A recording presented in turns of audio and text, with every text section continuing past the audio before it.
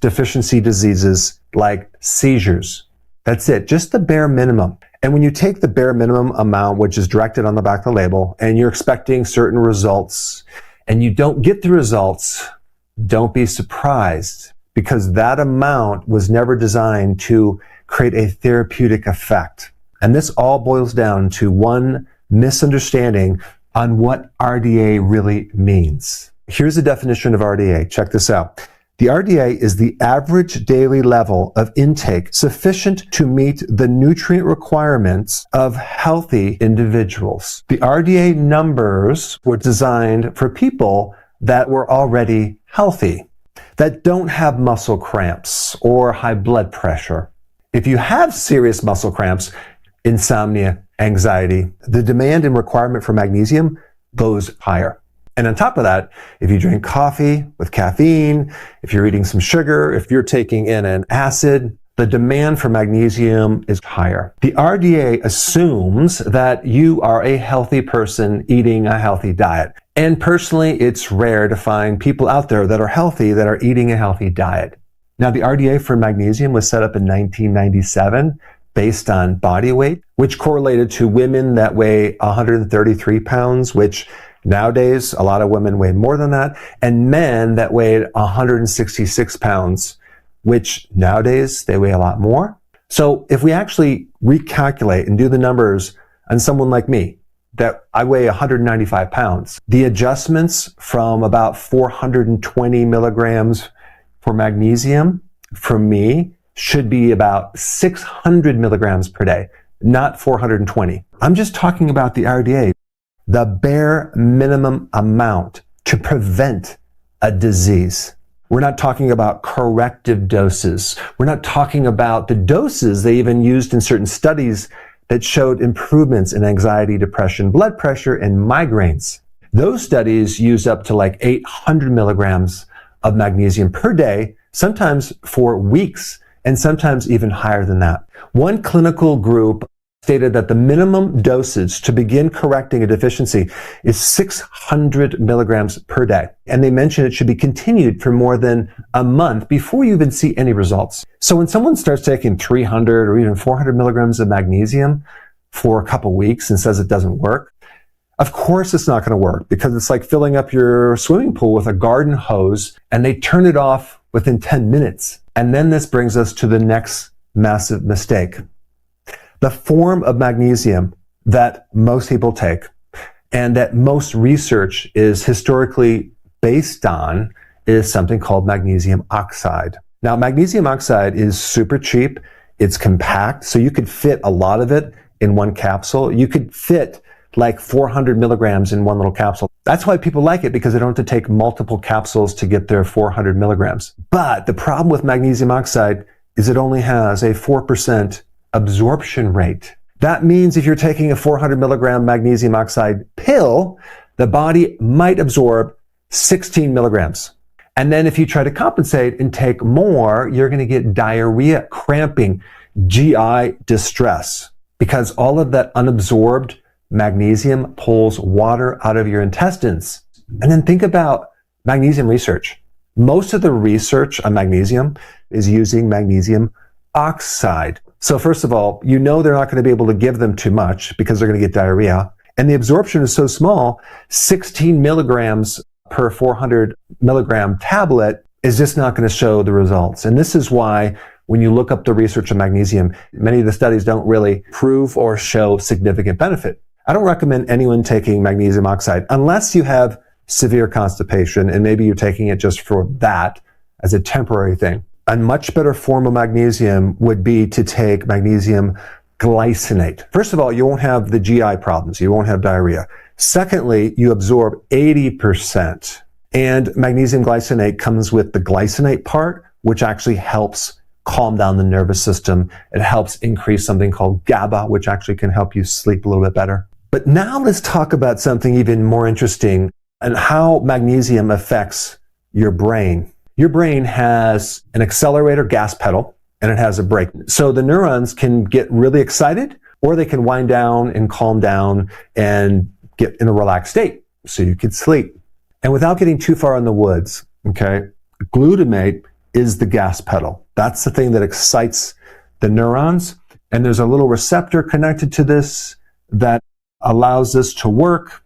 And this is a normal thing that happens, right? When you hyper-focus on something, when you react very quick, when you need brain power, this system kicks in. But then it's supposed to wind down when you're about ready to go to sleep, and then when you're sleeping and you're recovering, okay? So we have this on-off situation. Glutamate is the on, and then GABA is the off switch, or the calming effect in the neurons. And so what you need to know is magnesium is the helper, it's called the cofactor, for this receptor to help wind this system down, to allow the overexcited neurons to turn down. But when magnesium is low, we have no way of turning down this gas pedal. So the neurons stay overexcited. So the brain tends to run hot, even when you're sleeping. Well, what does that feel like? It feels almost identical to high levels of cortisol. And this is why high levels of cortisol and neuron overexcitation produce virtually the same symptoms, okay? Anxiety, insomnia, especially the latter part of the night, okay? Irritability, like little things bother you.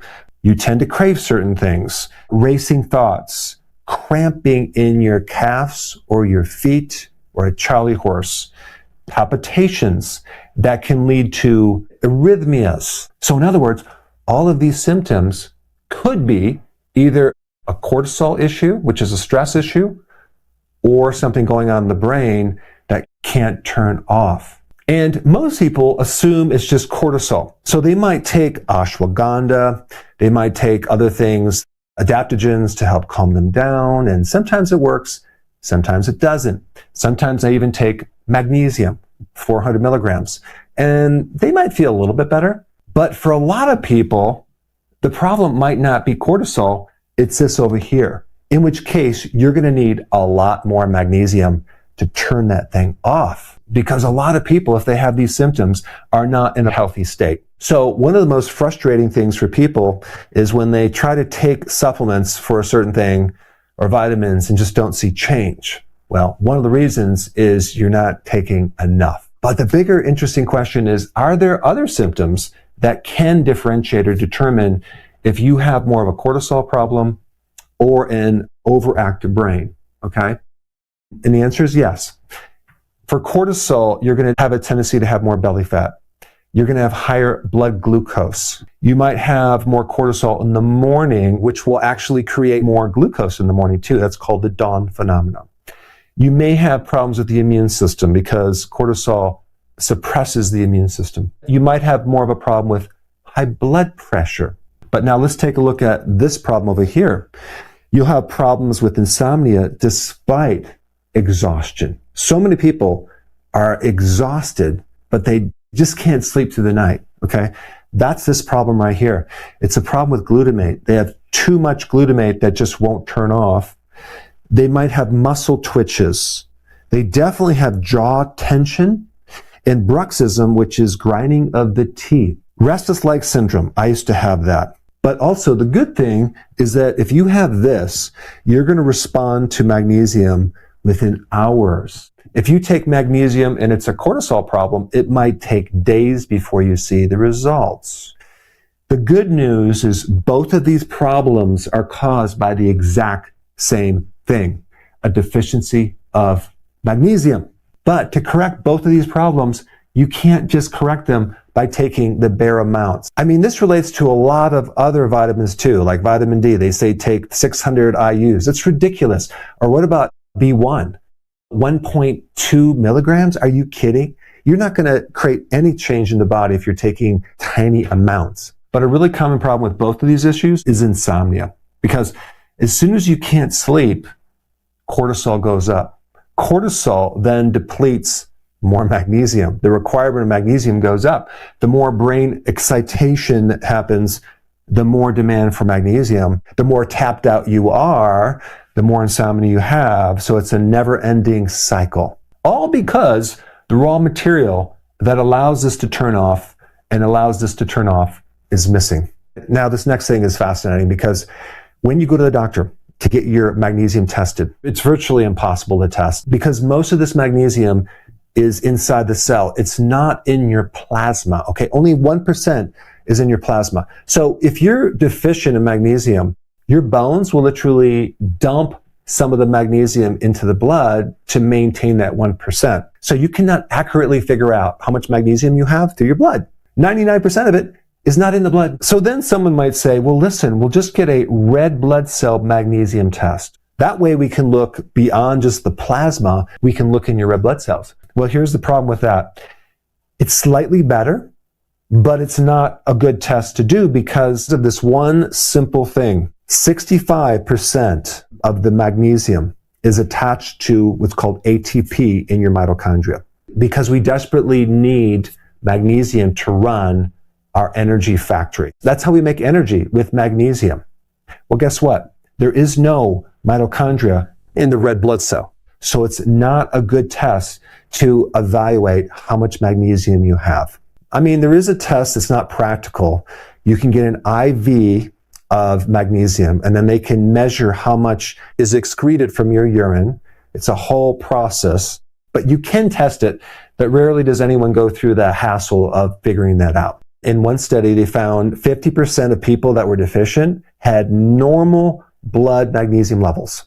And this was a test that they actually did a biopsy, and they tested the tissues directly, because that's another way to figure out if you have enough magnesium. Do a biopsy. A doctor named P.J. Weston gave magnesium to 50 patients with severe agitated depression. Well, guess what he found? 220 out of 250 depressed people improved.